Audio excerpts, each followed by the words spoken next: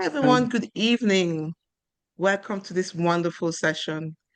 We're going to be talking about online contests and how to organize them. We have two wonderful Toastmasters here, our Chief Judge, Dianne Marino, and our District Contest Chair, Bob Scher. At this point, I'm going to hand it right over to Dianne Marino, who's going to be starting the session. Take it away, Dianne. Thank you, Madam Semester Host, District Program Quality Director. Greetings, fellow Toastmasters. Thank you for taking the time to attend tonight's meeting. Bob Scher, District Contest Chair, and I, Dianne Marino, District Chief Judge, will provide information regarding virtual speech contests. Bob and I will alternate our sessions and topics to give you a clear insight of how to run a virtual speech contest. And this is the order of our training and topics to be presented. I will begin with why we have speech contests. Bob will follow up with eligibility of contestants. I will then follow with judges training. Bob will follow again with the flow of the contest. I will go over the timing of a contest. Bob will present best practices of a virtual speech contest and pitfalls. Why do we have a speech contest? There are several reasons why we would have a speech contest. One of the most important reasons is to evaluate the speaker's confidence of speaking to a larger audience. Many times the speaker feels comfortable speaking at the club level. They can do that online very easily or in person meeting.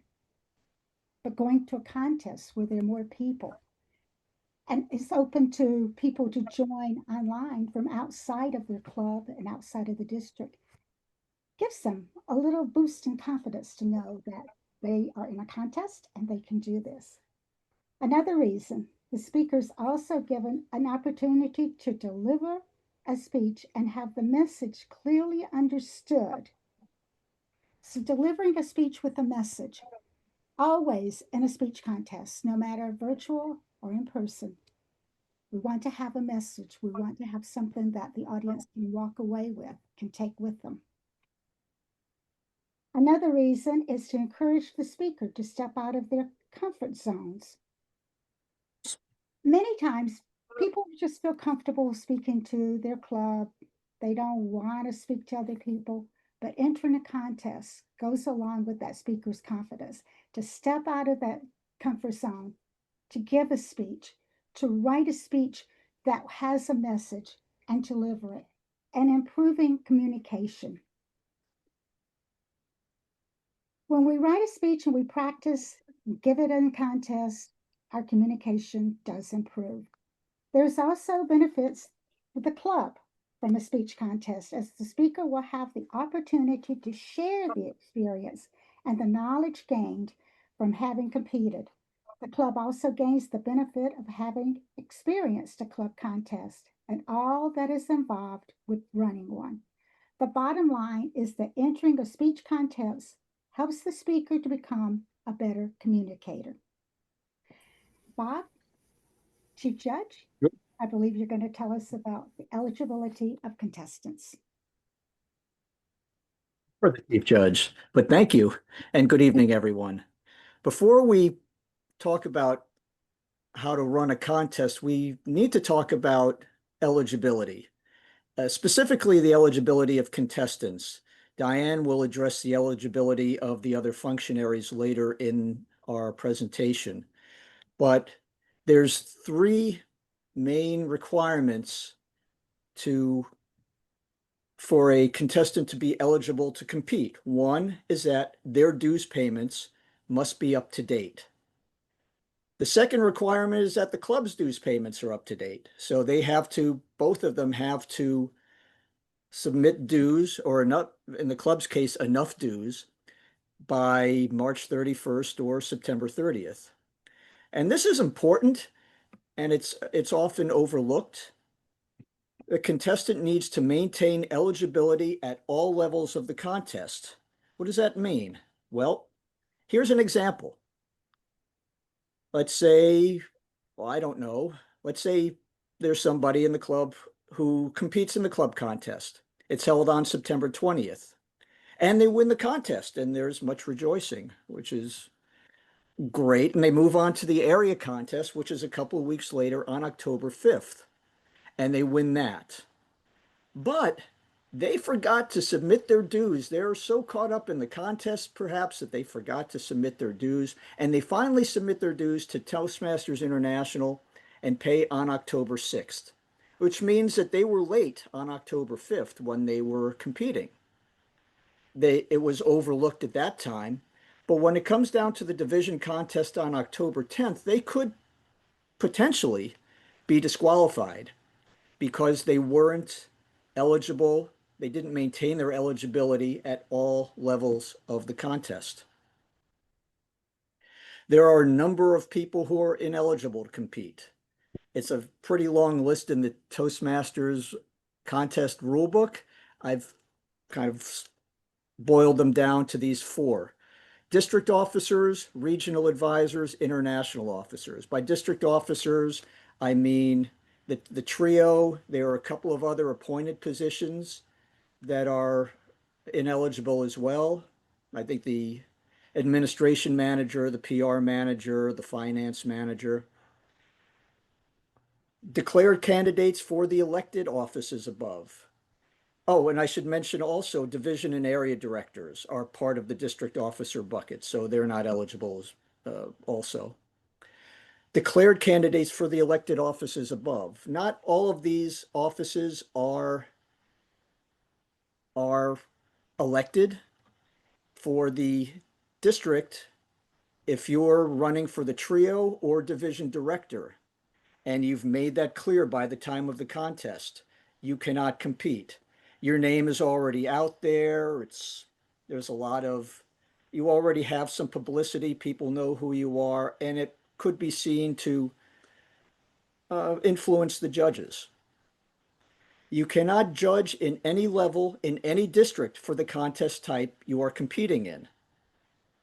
So if you are competing in District 46, you can't be a judge in any contest in District 46, 83, 119, anywhere.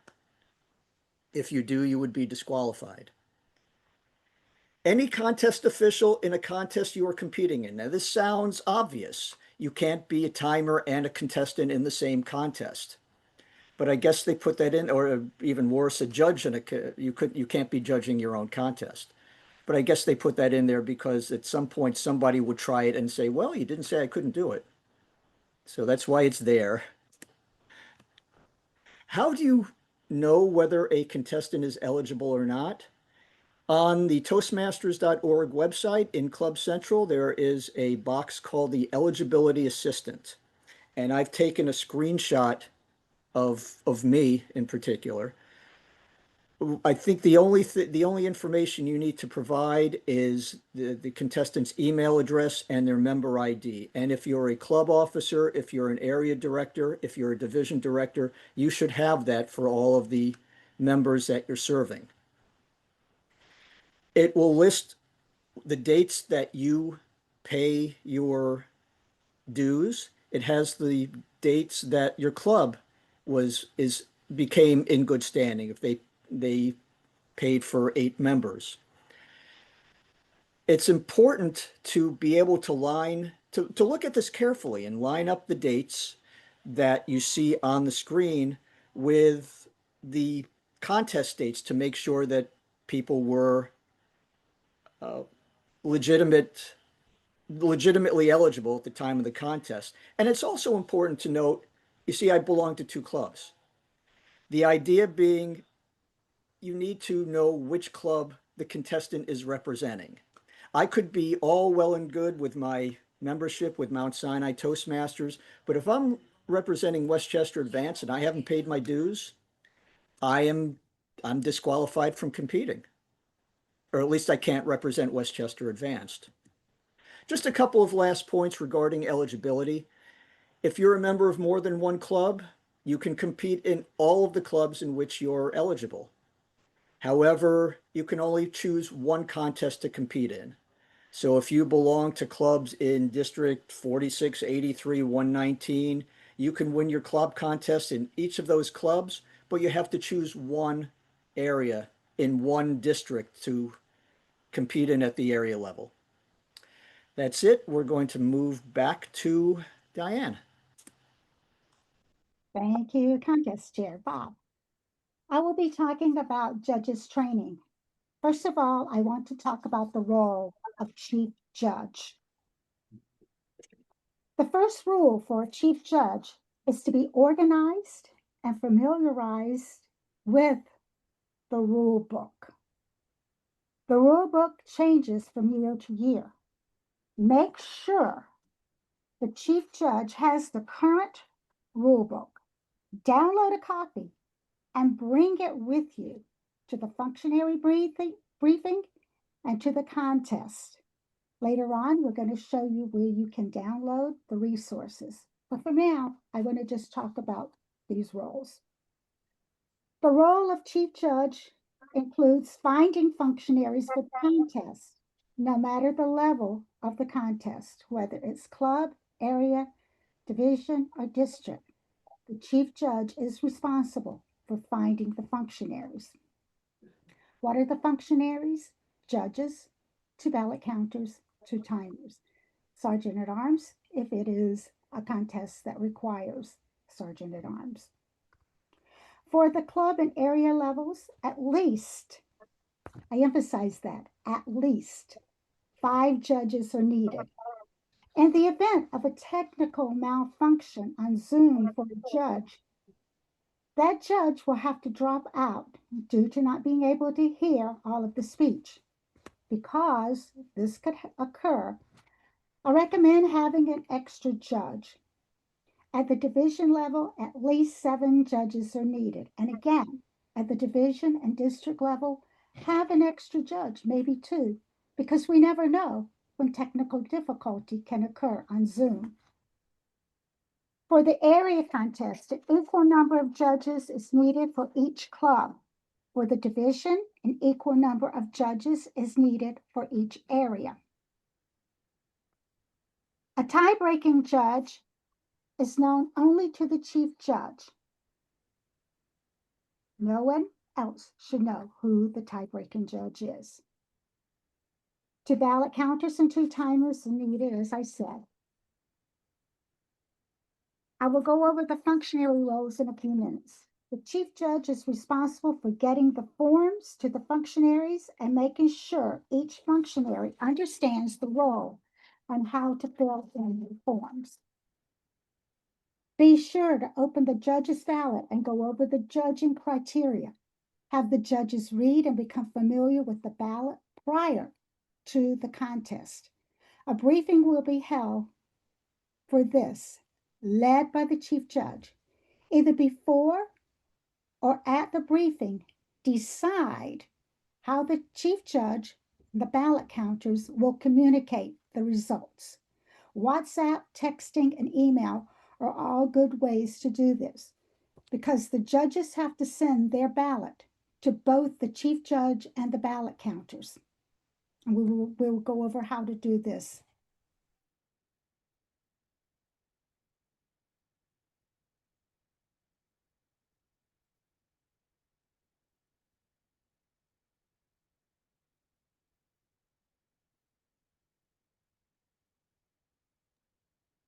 I think Dianne froze. Yeah, I think she's frozen. Yeah. I can try and text her. Yep. Oh, Bob, you want to continue until she comes? Okay, this is her part. I can move on to the next part and we can go back. Okay. So let's go. I'm just going to move forward then and we'll come back to Dianne.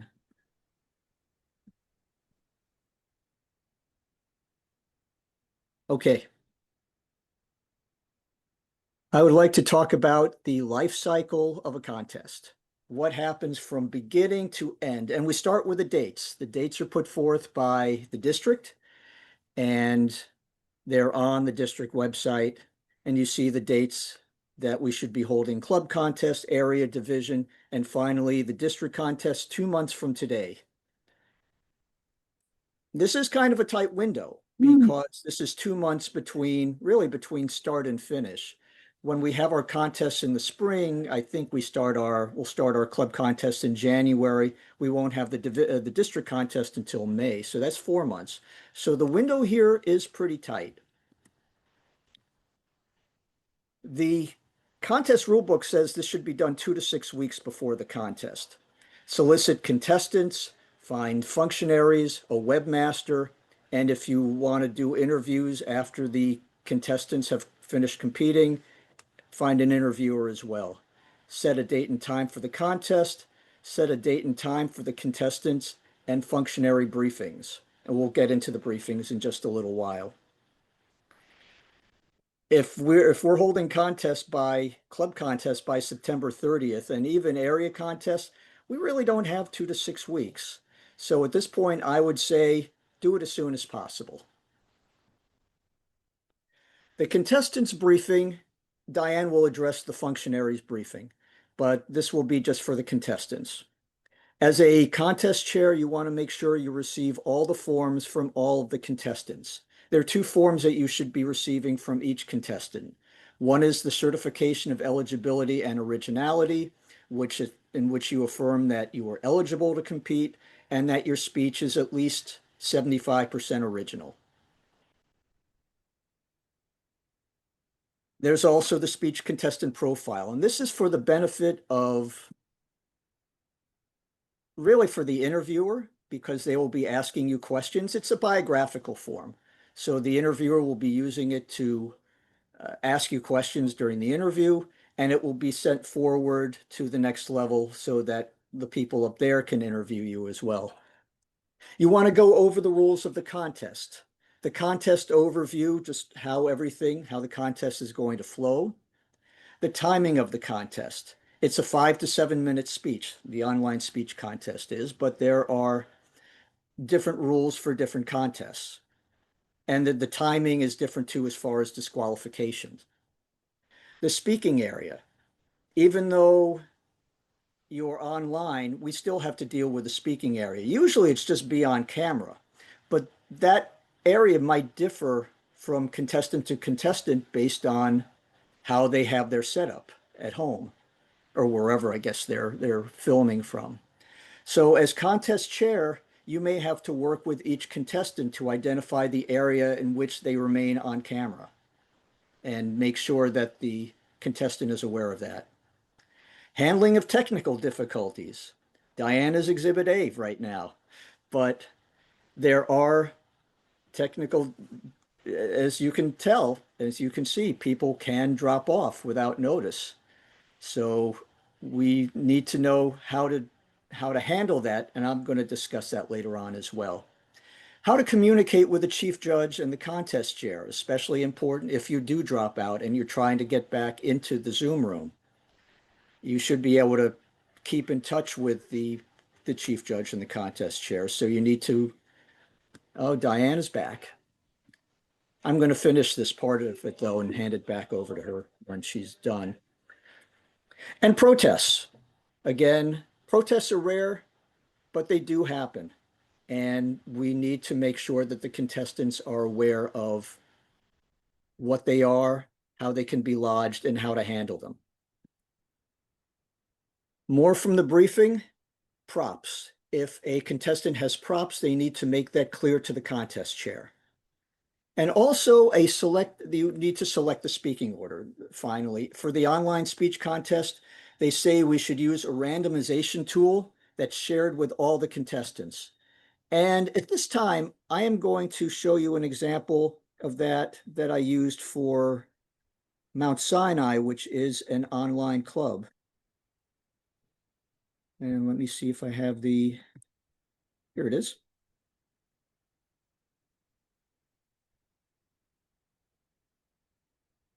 If you can see it, can you all see it now?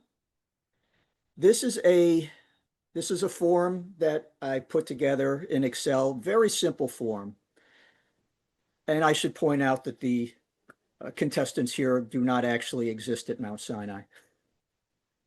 But you probably knew that already. In this first column, I have the names of the contestants. In the second column, I just have a random number generator selecting numbers.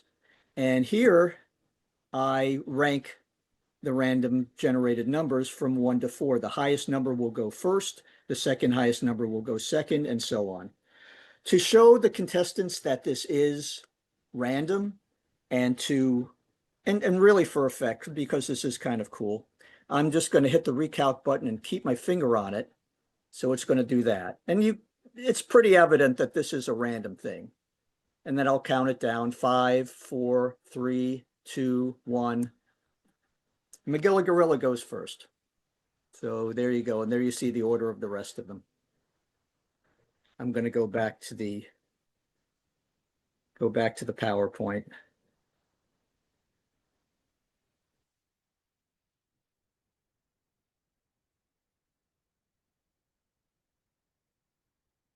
You just bear with me for a second.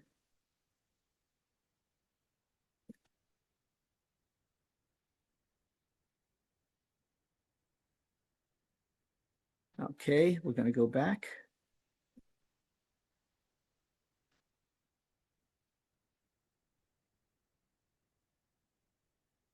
Can everybody see this? Okay, this was the slide that we were just on, so I'll move on to the next one. I'm going to move on to the next one. There it is. It may happen that a contestant is not present at the briefing, in which case, if there was an alternate speaker, a backup speaker that may have finished second at the club contest, they are permitted to attend the briefing in place of the primary contestant. The primary contestant can miss the briefing and still compete, provided several things happen. They have to arrive at the contest before the contest judge is introduced. If the contest judge is introduced, the contestant is not there, they are disqualified. Their paperwork must be in order. Those two forms, the certification of eligibility and originality and the biographical form. And they waive the right to a briefing, meaning they're not going to be briefed. They're just going to have to roll with it. The contestants should arrive early to test the audio-visual equipment, because it's not a good thing if they do drop out in the middle of the contest, or if they realize in the midst of the contest that their equipment isn't working. So they need to arrive early, and for that matter, the contest chair, the chief judge, and the Zoom master should also arrive early to facilitate that process, to make it easy for the contestant to test their equipment. Then the contest chair is introduced. They welcome the crowd. They pump up the crowd. Everybody's excited. We hand it to the chief judge. The chief judge goes over the rules. Only takes maybe 5 minutes. And then the contest chair takes the floor back and announces the speaking order that they determined in the briefing. This is a disclaimer.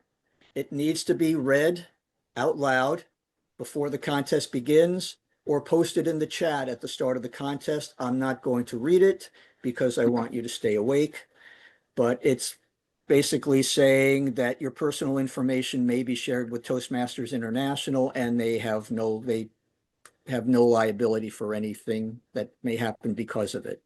So again, this is often overlooked, but it needs to be done before the contest begins. The first speaker is introduced, and every speaker has to be introduced the same way. The name of the speech, the title. Oh, okay. I was letting somebody in, and unfortunately I moved on to the next slide. So if you don't mind, I'm going to go back. I apologize for this. All right.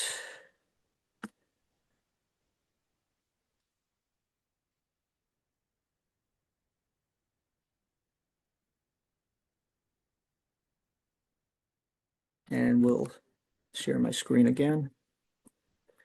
Given that my name is Cher, you'd think I would find this easier.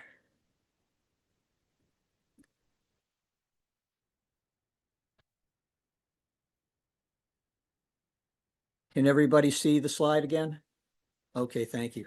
The first speaker is introduced, and every speaker needs to be introduced this way. The name of the speech title, the name of the speech. The contestant will then say, "Thank you, contest chair." The contest chair says, "You're welcome."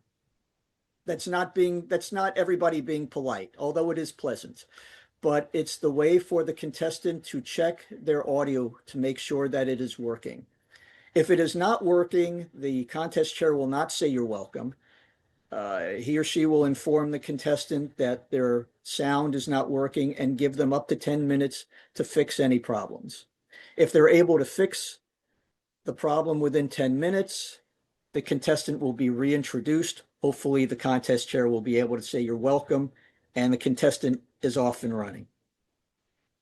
If the contestant can't fix the problem after 10 minutes, we have to move on. We can't stay forever and wait for the contestant to figure things out. And that's unfortunate, but that's the rule. After each speech, there will be 1 minute of silence. The timers will keep track of that minute and let the contest chair know when the minute is up. And after the final speaker, there will be silence until all ballots are collected. This might take 2 or 3 minutes, but we will be asking for silence. And now this isn't working. Come on.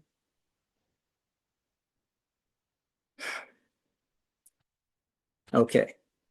After the last contestant, the chief judge will go to a breakout room with the ballot counters to add up the ballots. In the meantime, there's some time to kill in the main room. At a club contest, you don't necessarily need an interviewer because you already know the contestants. But on the area level, the division level, the district level, there are going to be people that chances are you don't know. It's nice to be able to get to know them better while the ballot counters and the chief judge are doing their thing. So we have an interviewer who uses those biographical forms to interview them. If you're on a club level, you might do whatever you want. You could have an interviewer. It's one more opportunity to speak. You might want to do table topics. It's a few more opportunities for people to speak. Once the chief judge comes back, they will announce if there are any disqualifications, but they will not name specifically if there are disqualifications. And sometimes there are, for reasons that we will mention in a little while. They will not name the specific person. And then the contest chair announces the winner, third place, second place, first place. Obviously, if there's only 2 contestants, it will just be second place and first place. And at that point, you're at the end of the contest, but there's a possibility that the contest chair may misread the results. It happened in the Academy Awards not too long ago. It can happen. If it happens, it must be corrected immediately. Either the chief judge or a ballot counter or a timer can interrupt the contest chair and correct him or her. But it has to be done immediately because once the results have been announced, the contest is final. Finally, the notification of winners form must be filled out. The chief judge fills it out and sends it to the contest chair at the next level so that the contest chair has an idea of who's competing in their contest. Okay, we're going to go back now for Dianne's. Dianne, you're back with us, right? I am. We had a slight power outage and I lost my router. Oh. Thank you for your patience. You see, technical difficulties can happen. And I Yes, they guess can. that was just a way of letting everyone know that these things can happen during a virtual contest. But as you can also see, we didn't stop. We moved forward, and that's what we would give the speaker time. That can't happen, as Bob says, we move on, as we just did. I had been talking about the ballot counters communicating with the chief judge, either WhatsApp, text, or email. The timers will send the results only to the chief judge. The tiebreaker judge will send only his or her results to the chief judge. The chief judge will have a separate briefing for the tiebreaking judge. Judges must sign an eligibility form and return it to the chief judge prior to the contest. This can all be done online. To be eligible, a judge must be a member in good standing in a club of good standing. Means 8 paid members and the judge himself or herself has paid the dues. The judge may not compete at any contest. At the club level, you simply just have to be a member, but for the area, division, and district, at least level 2 must be completed in order to be a judge. The forms are found on our district website. Download and send to the functionaries prior to the briefing. We'll be showing you where you can find this in a little while. Find judges who are eligible to serve. Also 2 ballot counters, 2 sergeant-at-arms if needed, and 2 timers. Find all the contestant forms on the district website. As I said, I can't emphasize that enough. The forms are there. Download them, send them prior to the contest. I'm emphasizing this. You do not want to wait until the day of the contest and people do not have the forms. You want to have them. You want to go over them during your briefing. You must have the eligibility forms returned to you. You must know that your judges are eligible to serve as judges. This all has to be done prior to the contest. The chief judge will go over the ballot and make sure the judges understand how to judge a contest. We're going to go over that soon. At the contest, the chief judge will read the rules prior to the start of the contest for the contestants, functionaries, and audience to all hear and understand. In order to serve as a speech contest judge, as I said, being a member in good standing of a club that is good standing. And the chief judge oversees the contest and reads the rules. I said that. Just want to emphasize that. We can't emphasize this enough, the importance of the rules during the contest. The judges must remain anonymous. Do not tell anyone that you are a judge in the club. Of course, when you meet in the briefing, you're going to see the other judges, but don't run out and tell the contestants or anyone else that you are a judge. That is to remain anonymous. That is to keep any discord at bay. You don't want someone coming back and saying to you, but I thought that so-and-so was the better speaker. You do not want to get into that confrontation. Keep it anonymous. I'm stressing that point.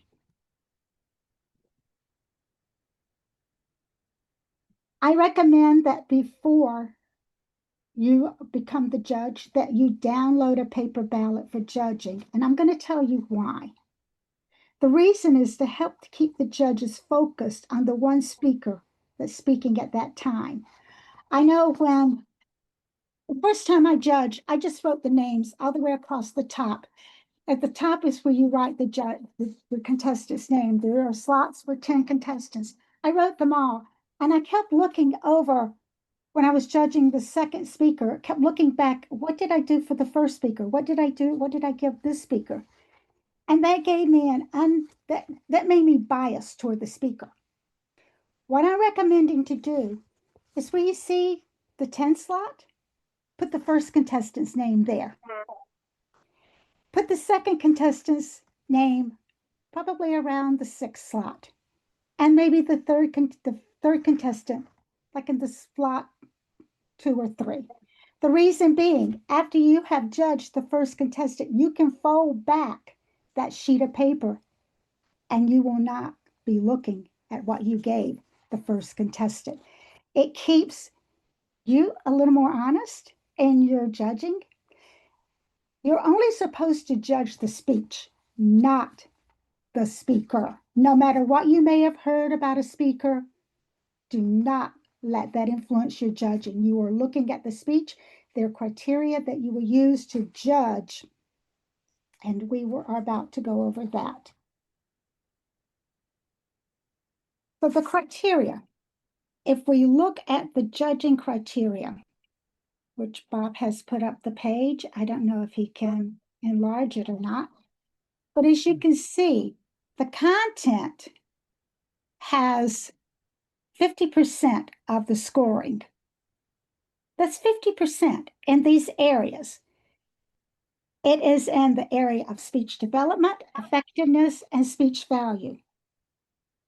Speech development is to look at how the speaker has organized his or her speech. Is there support material? Does the speech have a clear opening, body, and close? How did the speaker organize that speech? Does the speech make sense? Is there support material or prop? For effectiveness, does the speech have a purpose? Are you able to understand the purpose? Was the purpose achieved? Again, judge this accordingly. Speech value. Is there value to the audience in that speech? Is there a message that the audience can take with them? The delivery, as you can see, counts for 30% of the judging. Physical. Is the person presentable in their clothing and the way they are standing before you? If someone's standing there and their hair's a mess or their clothes are not, what you would consider to wear to a contest, you might take points off for that. That's up to you, but it's there for you to look at how they appear physically in front of you. Are they visible in the camera? Can you see them? Are they stepping outside of the camera where you can't see? Are they moving around too much? You want to make sure that you can see them. That is all part of being physical. Voice. Are you able to hear and understand the speaker? Is the speaker enunciating the words? Are they slurring over them? Speaking too fast? Speaking too slowly? Does the speaker speak with assurance, confidence, directness, have vocal variety? Language counts for 20% of the scoring, appropriateness and correctness. Language. Although you're not the grammarian, my favorite role, you're still listening to make sure that correct grammar is being used in a speech.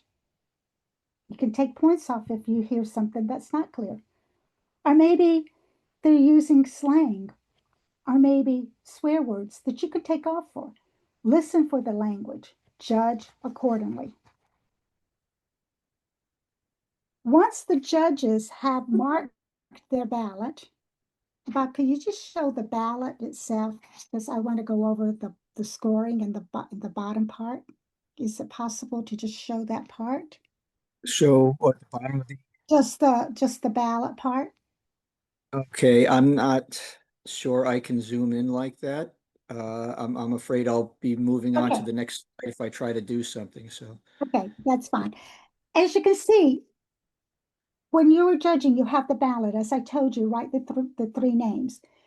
You will tally up the score for each candidate, each speaker, as that person finishes speaking. And at the end of the contest, you'll have 2 minutes to complete this. You will look. Say you have Betty Lou, who has a score of 87. You have Jimmy John, who has a score of 89, and Willie Don, who has a score of 92. It's clear that Willie Don has won. You will enter Willie Don's name in the first level, the first winner, first place winner. He earns 3 points. Jimmy John earned 89. He will go in the second place slot, earning 2 points. And Betty Lou is the third place winner, earning 3 points.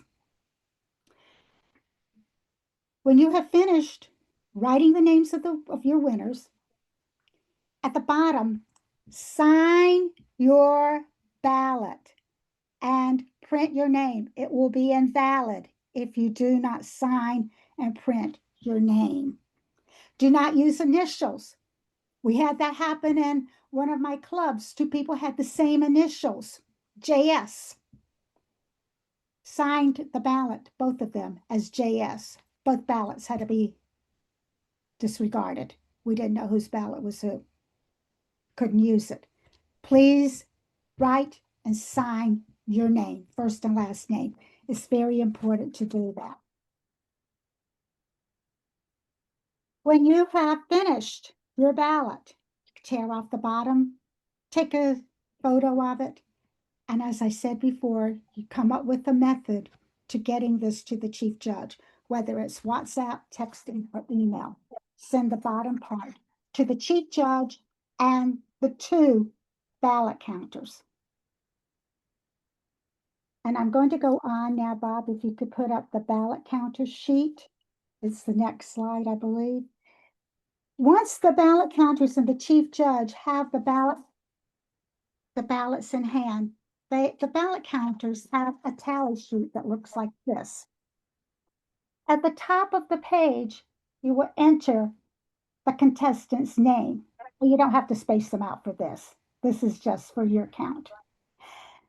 Write the contestant's name at the top. Down the side, where it says names of judges, list all the judges' names. And then look at who they scored first. Let's say that Willie Nelson is a judge, Waylon Jennings is a judge, and Dolly Parton is a judge.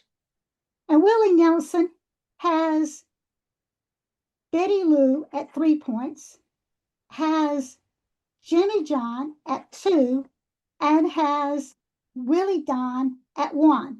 And Waylon has Betty Lou at 2, Jimmy John at 3, and Willie Don at 1.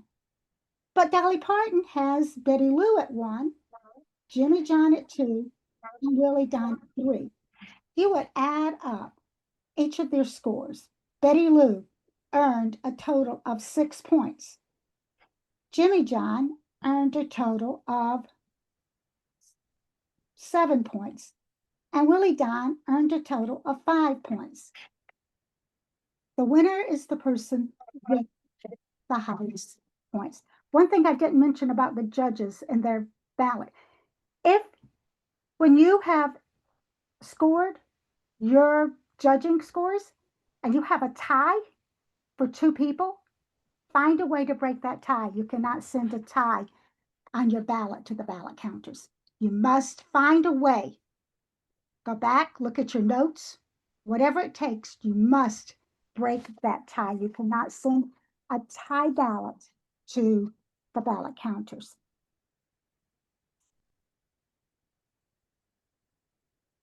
Destroy the ballots.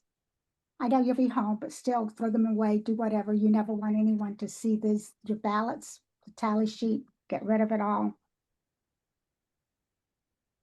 And Bob, I guess you went over the flow of the contest, so I'm just going to go right on in with the timing rules. Yes. If you could put up that slide, please.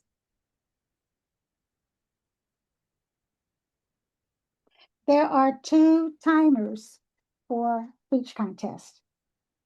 We have 2 timers in case there's a technical difficulty or the timing device of one of the timers malfunctions. You have a second timer to keep timing. The first timer, they will be named first timer, second timer. The first timer will display the timing cards. When you select the timers, make sure that your first timer downloads and has the timing cards on their background screen. They can be ready to go during the contest.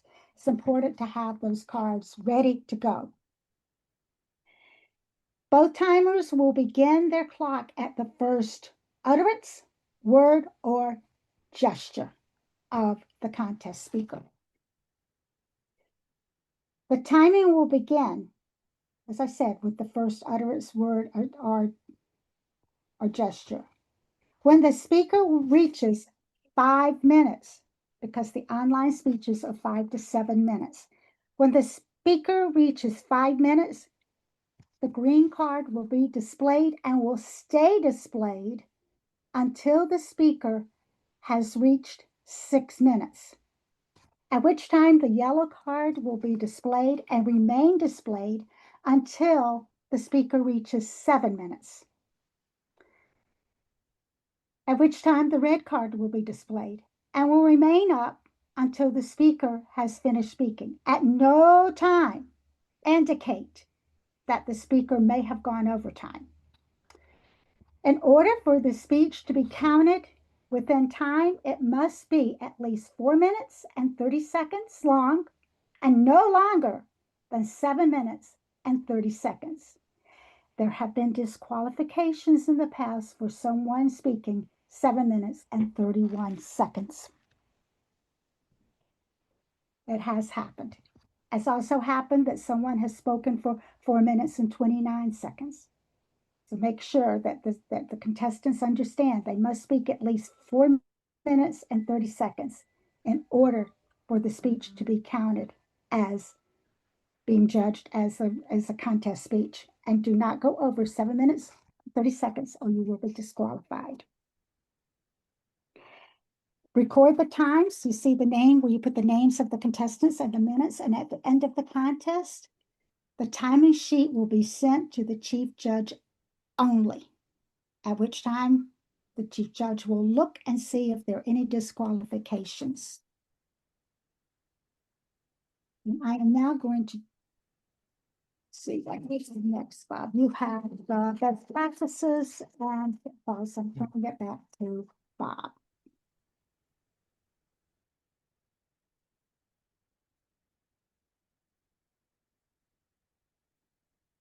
Okay.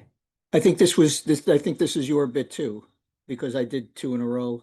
You want to do the, Did you do the best practices? I'm not sure what I missed. I didn't do the best practices. I did the flow of the contest. Okay, I can do the resource page. If you pull up District 46, our website, district46.org, you will see that there is a place for you to find contest. If you look along those little blue tabs, you will see contest. Click on that. And then, Bob, the next page will bring you to this page. If you look down almost to the bottom, you will see contest resources.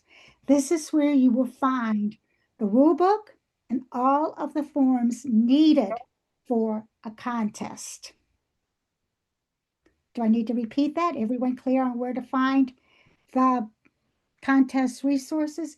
Make sure you download it. Make sure you send the forms to your functionaries. Make sure you do this ahead of the contest. Bob, I think, are you a best line? Okay, Bob is now going to present online best practice. Just a quick word to Stella. I don't believe the online contest forms are there, the judges' forms and what have you. So they should go in there. We'll update it. Thank you. Okay. Since this contest is being held online and online only, we have a few best practices. I don't know a lot about all of this stuff. I'm not very Zoom conscious, but there are rules. There is a document that's in the district website that has to do with online best practices. It's a couple of years old, but I can't imagine it not being relevant today. But just a couple of high-level items. As Dianne noted, the judges are anonymous. So to make sure that they stay anonymous, their cameras should be off for the entirety of the contest, and they should name themselves Judge 1, Judge 2, Judge 3, etc. The purpose of this of naming them that is to make it easy for the chief judge to see that they're all present, rather than just looking for their names. It's a little bit easier to call themselves Judge 1, Judge 2, Judge 3. Breakout rooms are required. There's a breakout room that should be required. It's really one room for the chief judge and the ballot counters so that they can add up the scores. No one else should be allowed in. Again, the Zoom masters should be able to do all of this stuff. They should be able to mute and turn off the camera of someone who's on and making noise. Sometimes you hear a TV or a phone in the background or somebody talking. You want to be able to mute that person. The chat should be turned off during the contest. Having the chat on can be a distraction for the contestants. And depending on what sort of messages are in the chat, it may influence the judges. You don't want to have any indication, any sign that this contest may not be perfectly legitimate and fair. So to make sure that's the case during the contest, from the time the first contestant is announced to after the last contestant speaks, that chat should be turned off. The Zoom master should know how to spotlight the contestant. In other words, make sure that they have their face on the screen in large form so that they're the only thing that the functionaries and the audience sees. Again, you want them to be visible like that. The contestants should be able to pin the timer so they can see if they're standing up and they're some distance from their laptop and they're doing their thing. They want to be able to see the timer large also so that they know where they are, whether it's green or yellow or red. Or they can dual pin themselves and the timer. They should be able to do that. And maybe that's something that should be covered in the contestant briefing now that I think about it. The other thing that is needed for online are certificates. The certificates are all on the district website. Those who have been involved in contests know that there's typically a certificate of participation for those contestants who are competing. There are first, second, and third place for the winners of the contest, and there are certificates of appreciation for everybody else, all the other functionaries who were involved in the contest. The best way, I think, is to do that is to have most of them prepared beforehand. The forms that you'll see on the district website are fillable PDFs. So you'll be able to put in the name of the person, the name of the contest, the date.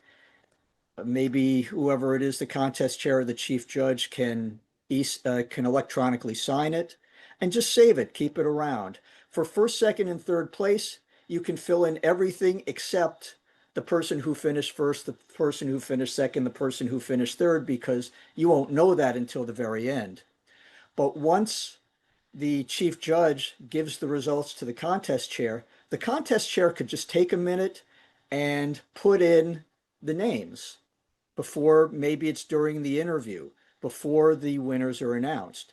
And then when the winners are announced, it's always a great idea to show, as the results are being announced, to show the certificates. Share your screen and show, here's the certificate for third place, second place, first place. It's great to recognize the contestants who have worked so hard and practiced so hard and wind up on top of the contest. So again, some advice. And once again, these are available online. The best practices are on the district website. I do encourage you, it's a much lengthier document than I've led on here, but I do encourage you to take a look at it. There are common pitfalls, and I'd like to address 3 of them. The first one is time. I've been at this Toastmasters thing for almost 27 years. I've been involved in contests for probably 25 of those years. I have not seen a lot of contests that begin on time, and I've seen fewer that end on time. So my advice is to make sure that people are early. Really stress it when you send out the announcements, stress it when you talk to the contestants, stress it when you talk to the functionaries, and be on time yourself. Open up the Zoom room early. So you want to be started right when the agenda says you're going to start. Have the briefings. You can have the briefings, since it's a virtual contest, the day before if you want, just so everybody's ready at the time the contest is scheduled to start. At the back end of the contest, if you have interviews, be firm in telling the interviewer how much time they have for each contestant so that everything can get done by the ending time. This is a matter of respecting the time of the audience, of the contestants, of everybody else, because once everybody's finished, once the contestants are finished and the results come back, people want to hear the results, and then they want to go and move on with their lives. So have fun with the interviews and make sure that when you announce the results, it's all over by the time on or before the time that it's supposed to be over. We've all seen what an equipment malfunction can do to a presentation.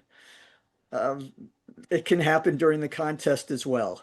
If a contestant malfunctions in the middle of his or her speech, they have up to 10 minutes to correct.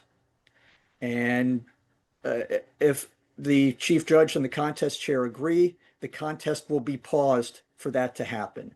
If the contestants are able to get back up and running within those 10 minutes, I think in the district we've used 5 in the past, so it's something that we still have to decide upon. Somebody, either the chief judge or the contest chair, will repeat the last line that they heard. The contestant will have an opportunity to pick it back up from there. And the clock will stop when the contest is paused, obviously. If a judge experiences a malfunction and gets dropped from the Zoom room, their ballot cannot be used. If they were missing part of one contestant's speech, they can't judge that speech properly, so you can't use the ballot. It's a great reason to have a couple of extra judges on hand, as Dianne mentioned earlier.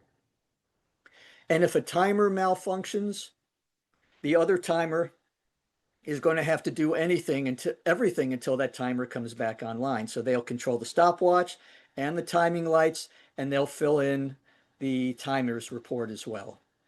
It's a lot of responsibility, but our timers can handle it. A final common pitfall is the lines of communication. We need to make sure, and again, Dianne mentioned this, that everybody is aware, is comfortable, has tested the lines of communication during the briefing or before. The judges need to be in touch with the chief judge and ballot counter so that they can send their ballots to them, and also be in touch with them if they do drop out, if they do have an equipment malfunction. Same with the timers. They have to send their timers report to the chief judge.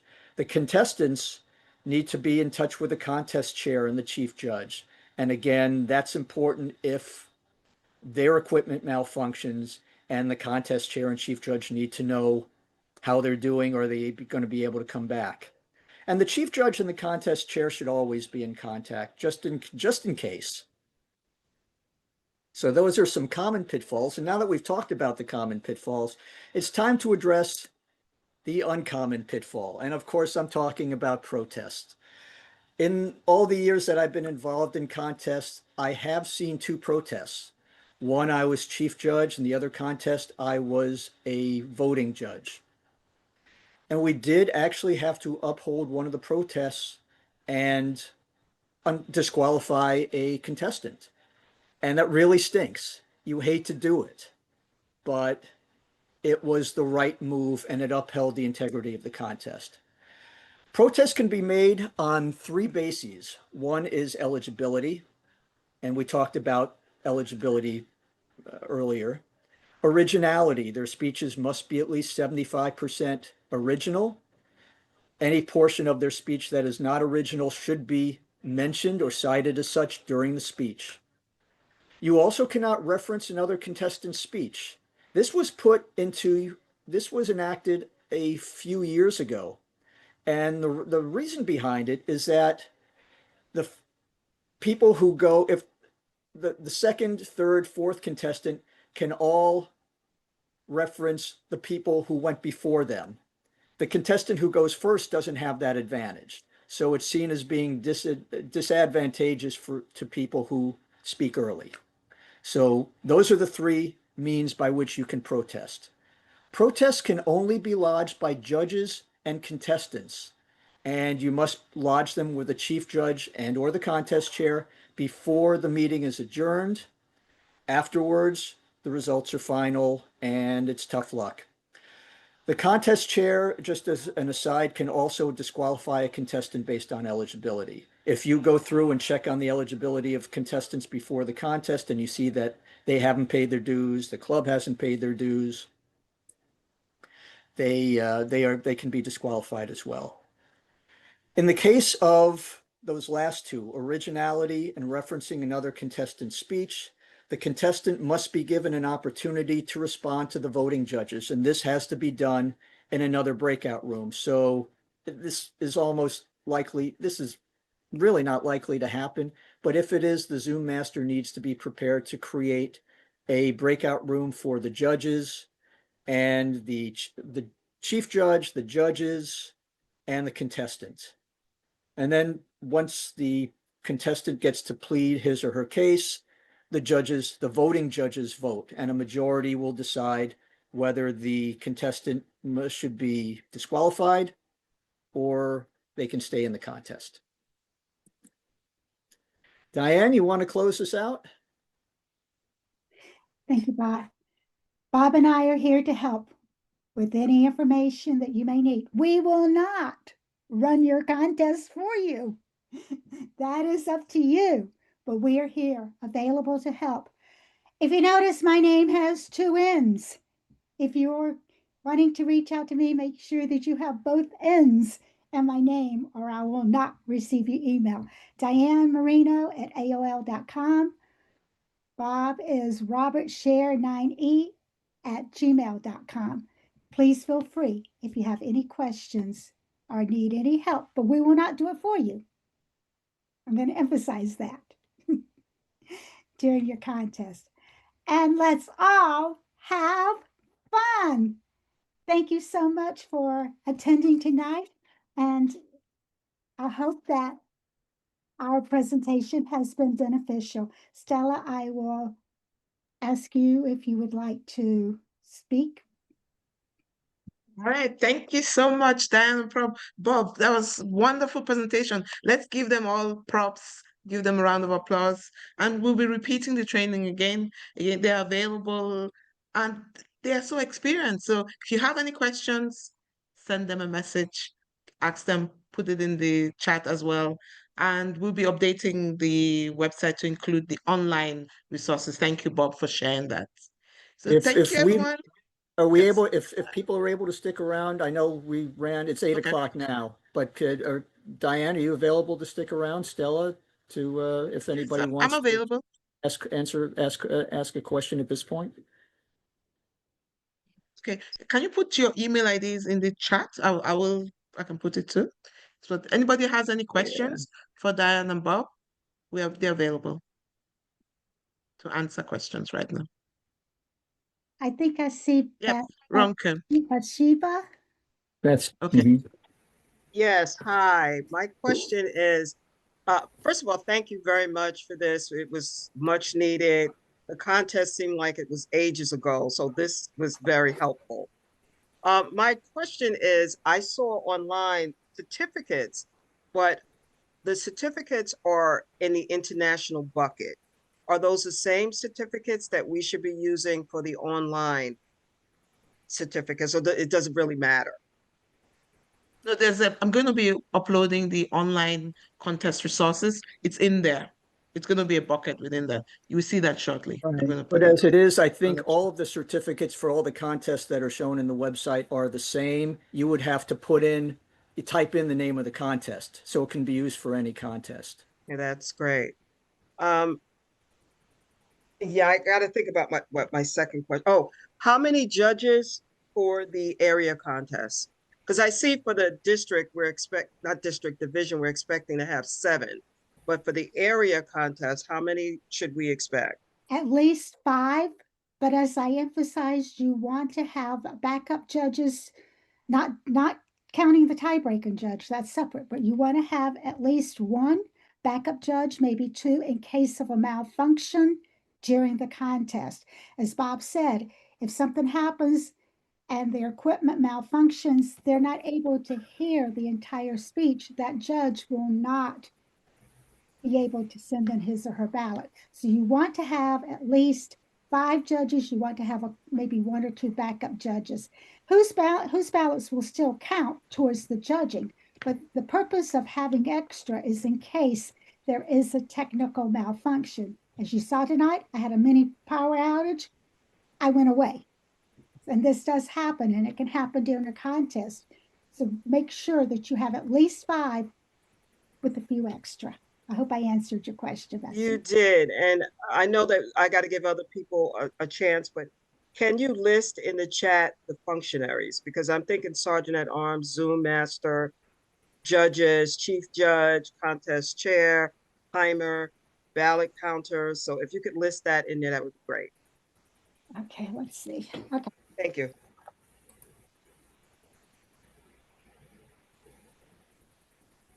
Yeah, Ronke had a question.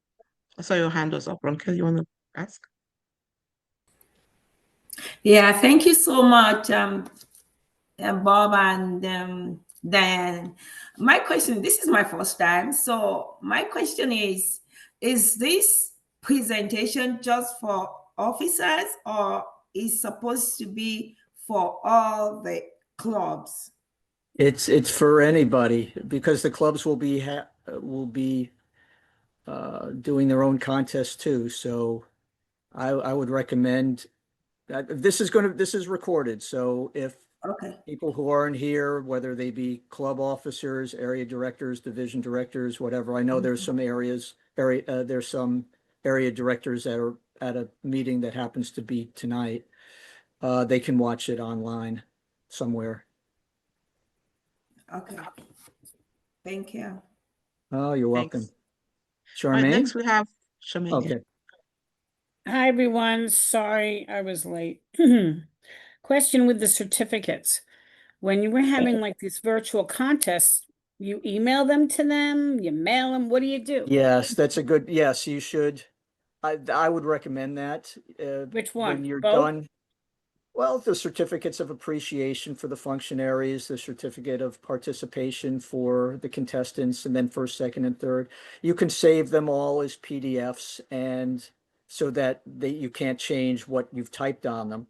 And then I would email it to them. Yeah, I think they would appreciate it. Okay, good. I just wanted to know that. And I don't know what I missed. Do you have an agenda? I'll try and see, go back to the recording.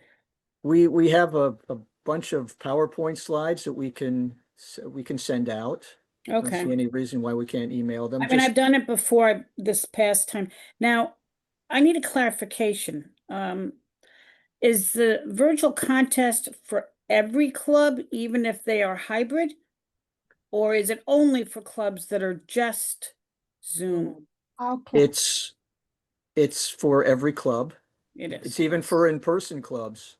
I mean, they can it really they can hold virtual contests.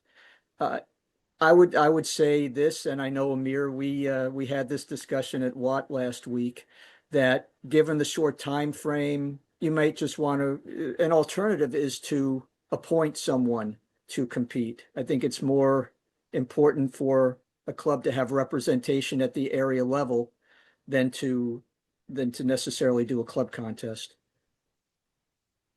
But that's another option in case time is too short to really pull one of these contests together for a club. All right, thank you. Next we have Dora. Thank you. Hi, I just great presentation, both of you. I definitely wanted clarification because on online contests, I've done the whole judge won, whatever, and it really shouted out who the judges were because their picture was on there. So people figured out who the judges were, so it wasn't as anonymous. So I already went through that little pitfall. So I'm just sharing that with y'all. Like, you can name it, Scooby-Doo, but they're gonna see your face, they're gonna know who you are. So I would say put a little period after your first name. Figure out a convention that's inconspicuous to help you, or just have somebody, one of the judges, actually put a list and then take that group out to the breakout room when if needed, right? So I just think there needs to be a better way for online because you could still figure out who the judges were. So that was a little bit sillier. When I saw that, I was like, oh my Lord, somebody shoot me. Yeah. So with Zoom, the picture is there. So just keep that in mind that does happen with online competitions, and the judges should really be anonymous as much as possible. So Yeah. And I don't know, Dianne, if you want to handle this. This is a judge's thing, but Come in like this. Well, of course, my name is there, but maybe if you come in without your picture, maybe take your picture off and come in, take your name off before you Yeah, enter. some people don't Yeah. know how to do that. So, I and think that's depending on how they log in, like it could be on a computer that forces its image on there, because like I had gone in on one where I was a judge and I took my picture off and then my picture came on. I had to literally get on a phone, log in through my phone where I didn't have Zoom set up. It was a mission, but like Zoom wants to know who you are, like to bill you basically. So they'll put your picture. So all I'm saying is proceed with caution. That's all. very true. And I think that's something that needs to be handled in the judge's briefing. Yes. Yes, maybe They during, need to remove their photos and change their name to Scooby-Doo so that when they're seen in the Zoom room, everybody will be asking Scooby-Dooby-Doo, who are you? Or so, I don't know. I'm just, but thanks for mentioning that, Dora. thanks, Dora. Thanks, Dora. Great point. Next, let's talk to Amir. Thank you, Stella. Thank you, Bob and Diane. It was a great presentation, a great presentation. I just have a question. I might have missed it because you might have shared this information in the maybe some of the prior conversation. I could not participate. What was the impetus for such short time window this year? You know, I've been a member for, I think this is my 5th year, and this was the first time that we're having this condensed of an agenda. Was this self-inflicted, or if it was any philosophy behind it? You don't have to Okay, answer so it if there's no need. yeah, so I'll take that. So what happened was this year was the first time that we're having an online contest. We don't usually have an online contest.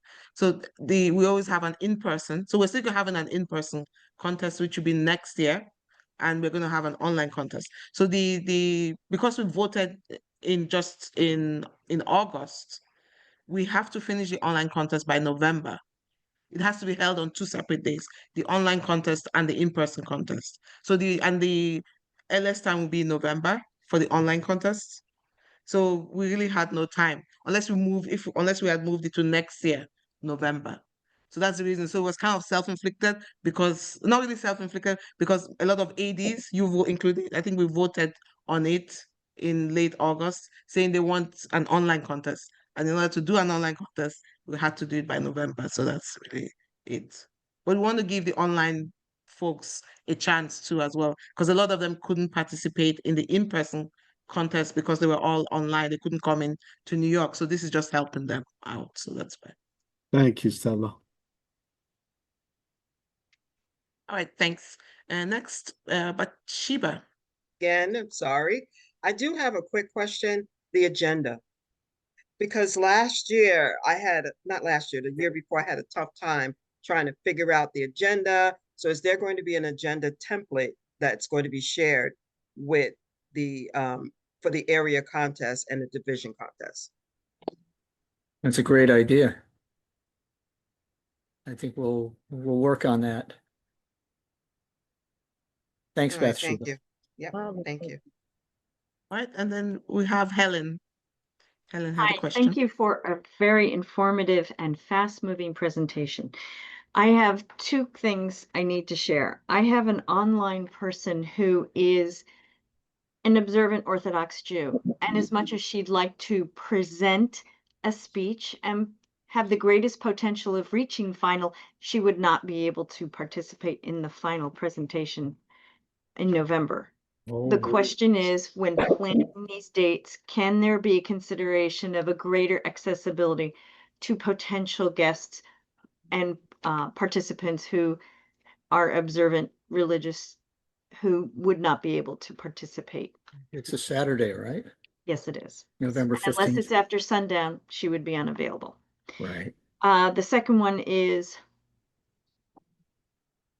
perhaps you can call your judges to bring them into the Zoom room prior to everyone else. You can have on the participants list, you can change their names right then and there. And as far as the profile picture you have on your Zoom account, you can change it for that day, whatever situation you have. But it is an accessible thing that you can do. as far as changing your name and changing your picture. Thank you. Thanks, Helen. And Yep. anyone else? Thanks, Helen. Great suggestions. Yeah, I have a question. Uche. Okay. Hi, Uche. Yeah, the question I want to ask, the time. I know, no matter what you do, the time is very crucial. You can be the best speaker, anything you can do, if you miss the time, that's it, you are disqualified. So I want you to at least, is that the time, or is it the same thing it was last time or a different thing this time? Are The you, speakers. are you talking about the speech contest, the length of the Yeah, the speakers, what is the symbol, 5 minutes 5 or to 7, yellow the or speech is green? 5 to 7 minute speech. And Okay. the speaker must speak for at least 4 minutes and 30 seconds in order for them to be qualified as a contestant to not be disqualified. I want you to explain, the sign, the red, the yellow, and the green. Okay, the red card will be displayed the green card will be displayed at 5 minutes. It will stay up until the speaker reaches 6 minutes, at which time the yellow card will be displayed.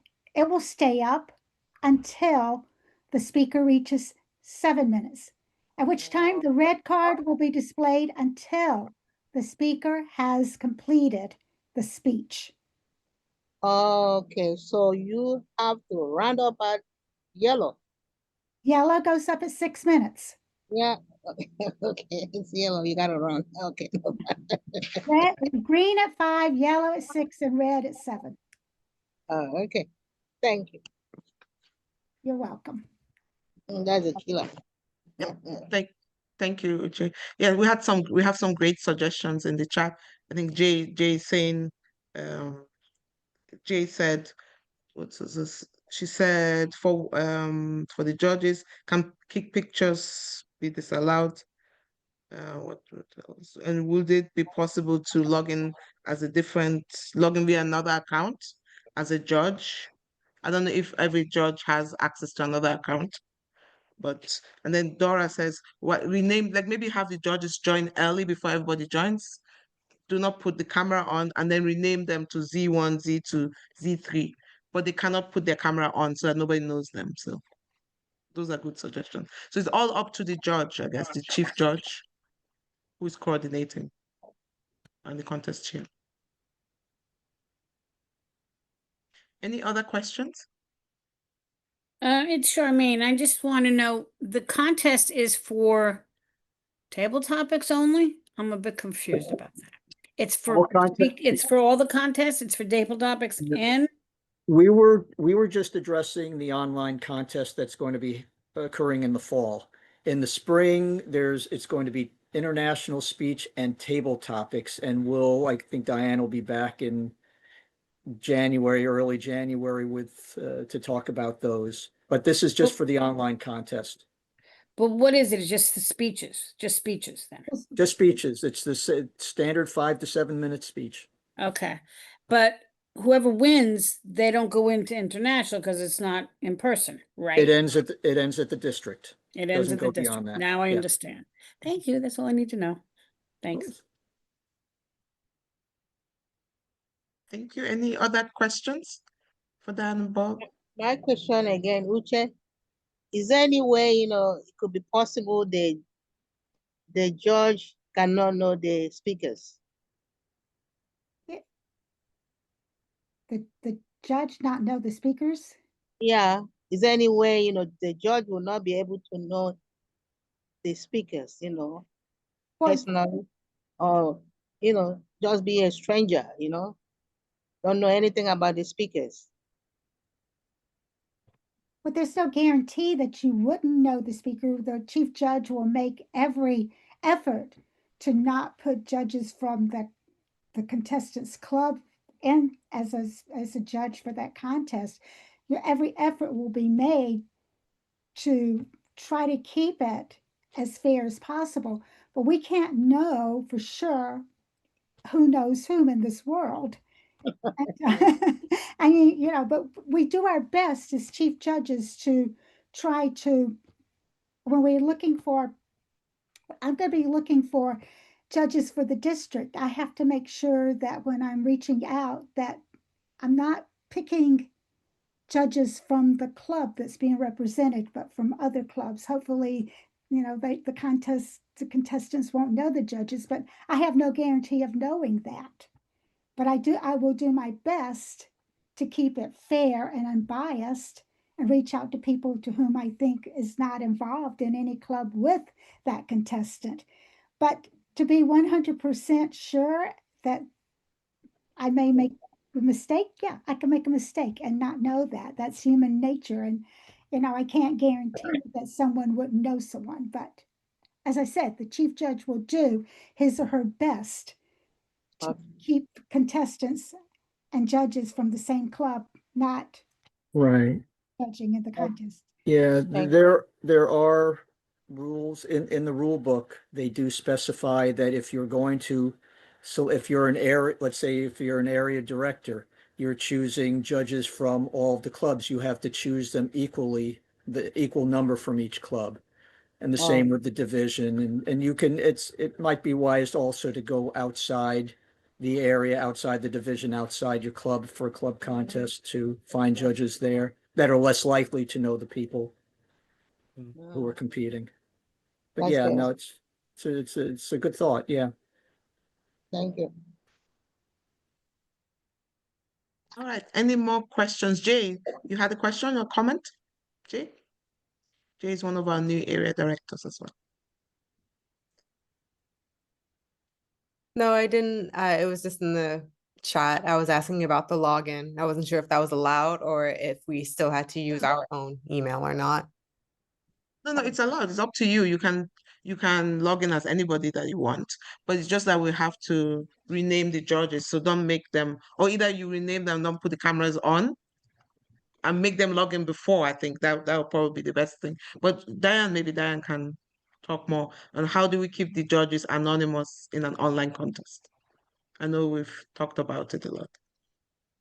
I know in the past, some of the judges have come on without any photo on.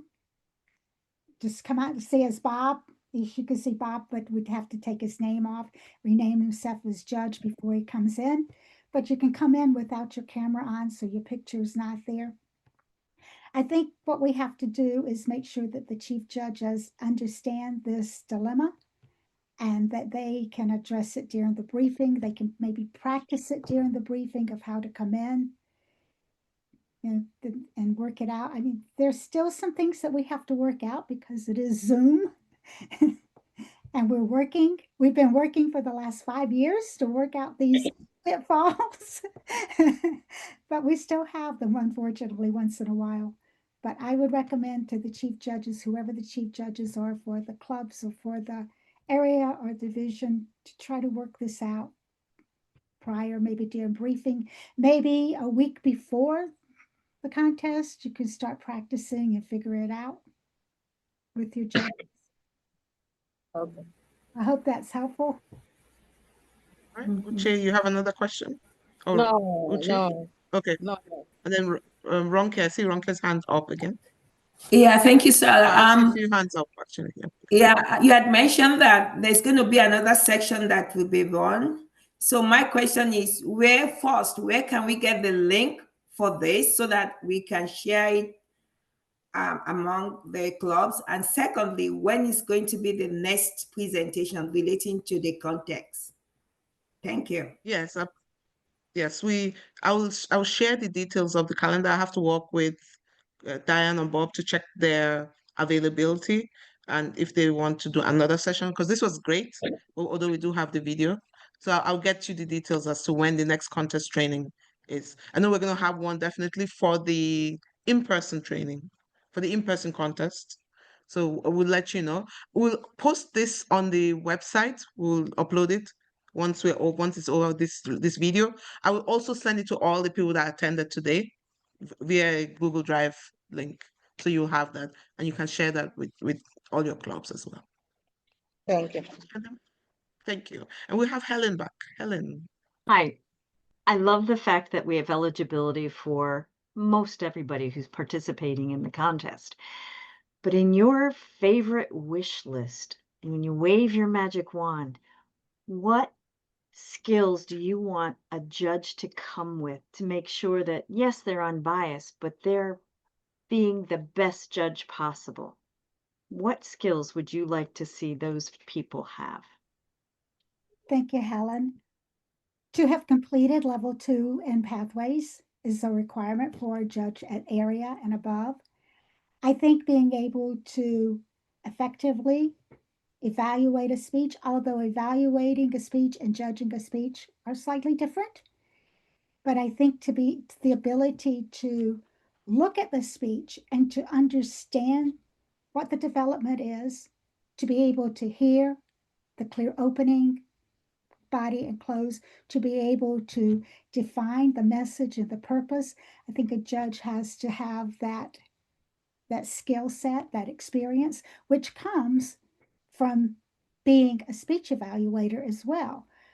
And that's why I believe that in order to be an area judge and above, you must have completed at least level 2 in pathways, because that gives you many great opportunities in those 2 levels to be a speaker's judge, a speaker's evaluator during the club meetings. I hope I answered your question, Helen.